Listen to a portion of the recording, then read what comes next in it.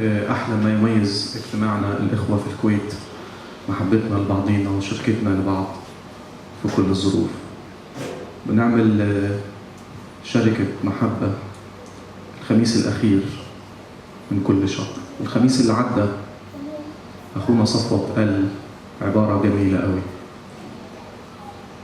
حس إن الإخوة بعد ما خلصنا الاجتماع، حس إن الإخوة اللي ممكن مكسوف يطلع أو مكسوف يتحرك واللي محرج وكده، قال لهم من على المنبر، قال لهم يا إخوة يا ريت محدش يحرج، إيه رأيكم؟ اعتبروا نفسكم إن إحنا في بيت عمو ماهر. ده البيت الحلو اللي إحنا كلنا بنرتاح فيه. عمو ماهر وصل المجد، لكن إحنا كمان هنشوفه قريب فوق في السماء. هنتجمع كلنا تاني أكيد يوما وذا قريب جدا سيأتي الآتي ولا يبطئ. هناك في المجد مش هتبقى شركة محبة آخر كل شهر، لكن هتكون أفراح مستمرة على طول. كلنا أيضا كلمة تعزية مع الفاضل الأسيس يوسف. كتب أشعياء النبي في سفر أشعياء كلمات يعيشها كل مؤمن، كلمات مستقبلية تنبأ بها أشعياء النبي في عدد 8 مع القراءة الكتابية التي قرأت من تسالونيكي الأولى أصحاح 4 من عدد 13. في أشعياء 25 عدد 8 يتنبأ أشعياء قائلا عن المؤمنين بهذه الكلمات الرائعة: يبلع الموت إلى الأبد، ويمسح السيد الرب الدموع عن كل الوجوه، وينزع عار شعبه عن كل الأرض، لأن الرب قد تكلم. يبلع الموت إلى الأبد، ويمسح السيد الرب الدموع عن كل الوجوه، وينزع عار شعبه عن كل الأرض، لأن الرب قد تكلم. ثم قال الرسول بولس للمؤمنين في رسالة تسالونيكي بالارتباط مع رسالة كورنثوس الأولى، عندما قام قوم أنهم يقولون لا توجد قيامة أموات، فقال لا تحزنوا كالباقين، وقال كنا نؤمن أن يسوع مات وقام، فكذلك ما قالش الأموات، فكذلك الراقدون بيسوع. وفي عجالة من الوقت نناشد نفسنا بهذه الثلاثية المباركة: الموت الذي يهدد كل البشرية، الذي أسماه الرسول بولس في كورنثوس الأولى أصح 15 عدد 26 آخر عدو يقتل هو الموت. يتكلم عنه أشعياء قائلا: يبلع الموت إلى الأبد. الآن في المسيح الموت أصبح مبلوع. هل سمعت عن الموت المبلوع؟ الخبر العام الذي انتشر إن أخونا ماهر قد مات. السماء تقول لا، إنه لم يمت، بل إنه من لحظة قبوله للمسيح مخلص الموت انتهى من حياة أخونا ماهر ومن حياة كل مؤمن. بلع الموت إلى الأبد. وهذا ما أعلنه الرب وأعلنه إنجيل يوحنا، لأنه هكذا أحب الله العالم حتى بذل ابنه الوحيد لكي لا يهلك كل من يؤمن به، بل تكون له الحياة الأبدية. ويكتب كاتب رسالة العبرانيين قائلا: أباد بالموت ذاك الذي له سلطان الموت. فالموت بلع تماما من حياة المؤمنين. والموت ما هو ما نسميه الموت؟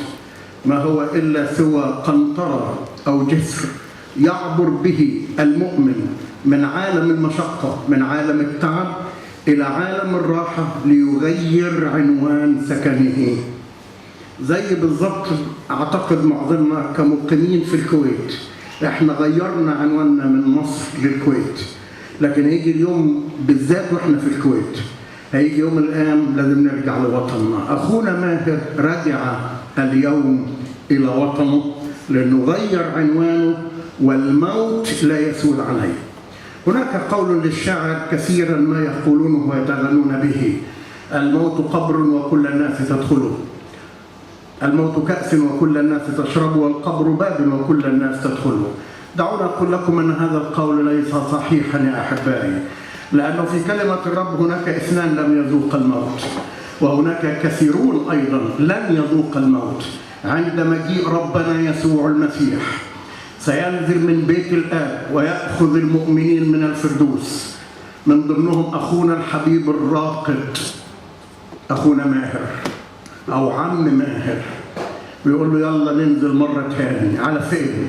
ينزل مكان من المقبرة اللي نزل فيها، والمقبرة ما هي إلا مزرعة للأجساد. ارجع لرسالة كورنثوس 15، لا يقول يدفن لكن يقول يزرع، والذي يزرع لا يموت لكن الذي يزرع لابد أن يحيا. بعد يمكن أكثر من نص ساعة على الأكثر قد نزرع جسد أخونا ماهر، لا نزرعه للموت، لأن قصة الموت في حياة أخونا ماهر قد بلعت وبلعت إلى الأبد، لأن له الحياة الأبدية، وكل من يؤمن بالمسيح يسوع له هذه الحياة. عشان كده هو يزرع في فساد يقام في عدم فساد، يزرع في ضعف يقام في قوة، يزرع في هوان يقام في مجد، لأن الموت قد بلع إلى الأبد. ثم يقول أيضا: ويمسح السيد الرب الدموع عن كل الوجوه. مسح الدموع، يبقى الموت بالنسبة لنا أصبح مبلوع، وأيضا شعار حياتنا قد نذرف الدموع، قد نذرف الدموع على خطايا وضعفات فعلناها وإحنا عايشينها في الأرض، قد نذرف الدموع على فراق أحباء، قد نذرف الدموع ونحن نواجه تحديات مختلفة، لكن هناك يد حانية تأتي إلينا كما سجل يوحنا الرائي قائلا: وسيمسح الله كل دمعة من عيونكم. أحبائي، قد دموعنا تذرف والجميع من حولنا ولا يستطيع أحد أن يكفف الدموع. الذي أثار دهشتي يا أحبائي في حياة يسوع على الأرض عندما تقدم إلى الأرملة اللي ابنها وحيدها قد مات. كنت أتوقع أولا أن يسوع يقيم الابن الميت ويذهب إلى الأرملة ويقول لها ما تبكيش، لكن راعوا معي أن ذهب إليها يسوع قبل أن يقيم ابنها وقال لها لا تبكيش، ثم تقدم ولمس النعش. وكأن الرب يقول لنا ونحن في رحلة الحياة نواجه أحزان ودموعنا تنزل، لكن كما تكلم جناب الفاضل الراعي القس فريدي أن الروح القدس المعزي يجي يحضنك ويقول لك ما تبكيش، أنا ماشي معاك في رحلة الحياة، أنت مش لوحدك، أنت مش لوحدك، إحنا مش متروكين للظروف ولا للتجارب، لكن معنا رفيق وعد وقال أنا معكم كل الأيام. أنا عارف أمسح الدموع لما ما حدش يعرف يمسحها، أنا عارف أملى الفراغ لما ما حدش يعرف يملاه، أنا عارف أكنس الوحدة لما ما حدش يعرف يكنس وحدتك، لكن موجود اللي يعرف يملأ كل فراغ لأنه يمسح الدموع. ثم يقول أخيرا: وينزع عار شعبه عن كل الأرض. العار أصبح منزوع. اليوم لا نتكلم عن عار أخونا ماهر ولا عار يوسف ولا عار أي حد فينا، لأن العار قد حمله المسيح على الصليب. فاليوم كل ما سمعناه، وأنا أعتقد أن هناك الكثير والكثير والكثير موجود لم نسمعه بعد عن حياة أخونا ماهر. يمكن قد سمعتم على العلن الذي كان يعمله أخونا ماهر، لكن هناك أعمال بحسب كلمة الرب لا أنت ولا أنا نعرفها. ألا تذكرون كلمة الرب: أبوكم الذي يرى في الخفاء يجازيه علانية، وهو إن مات الآن لكنه يتكلم بعد. حياته تتكلم في قلب كنيسة الإخوة، في قلب كل أخ عارفه، في قلب الشغل حياته بتتكلم، في قلب مدارس الأحد حياته بتتكلم، في قلب الشباب حياته بتتكلم، في قلب السيدات، في قلب كل الكنيسة، في قلب اللي جوه الكويت وقلب بره الكويت، لأنه عاره قد نزع ولم يكن أصبح ولم يكن له عار، لكن أصبح له بر المسيح، لأنه مكتوب: إن قد تبررنا بالإيمان لنا سلام مع الله. في همسة الختام أخي أختي، يمكن جاي تشارك في هذه المناسبة، لكن لي سؤال لك: هل أنت مستعد لهذه اللحظة الفجائية أن تلتقي بإلهك؟ هل قبلت المسيح فيكون موتك مبلوع، وفي البرية يمسح لك الدموع، وكل الخطايا عارك يصبح منزوع، وفي المجد تجد هناك شخصيا يستقبلك الرب يسوع.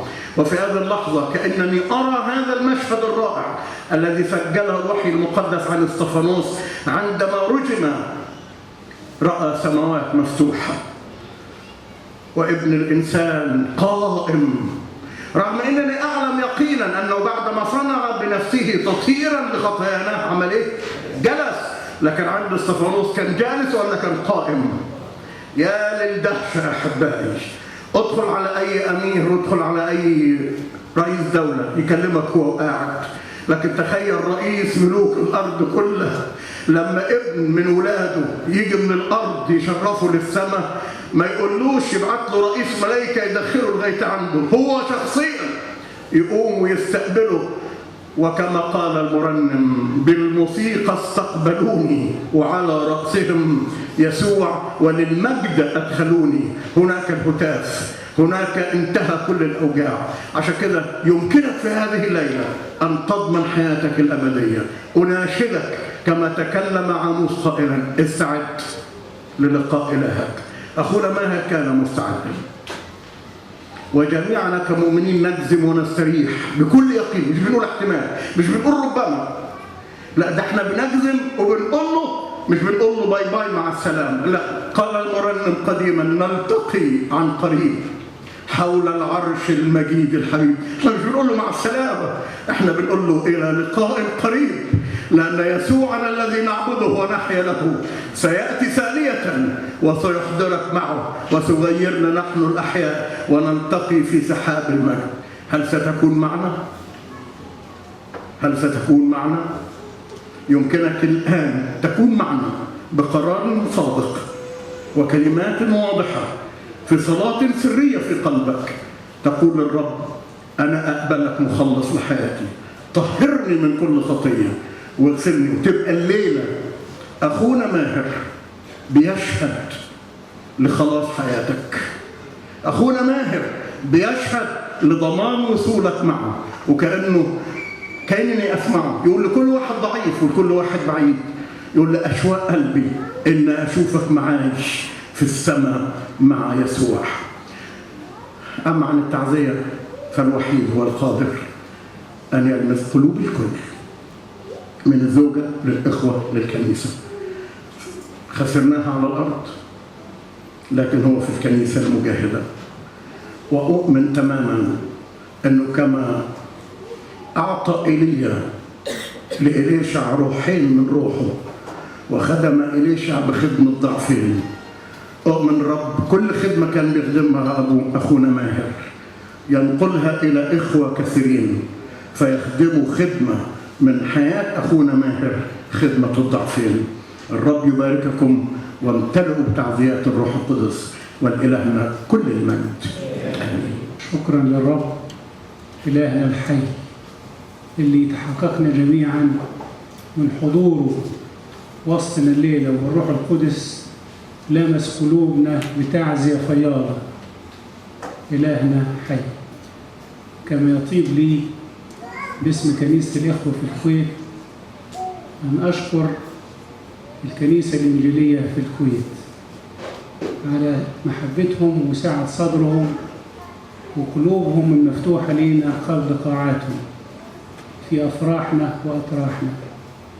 الليلة الكنيسة فضلت إن احنا نودع أخونا الحبيب ماهر في هذه الفرصة، وله اجتماع كان مفروض في هذه القاعة.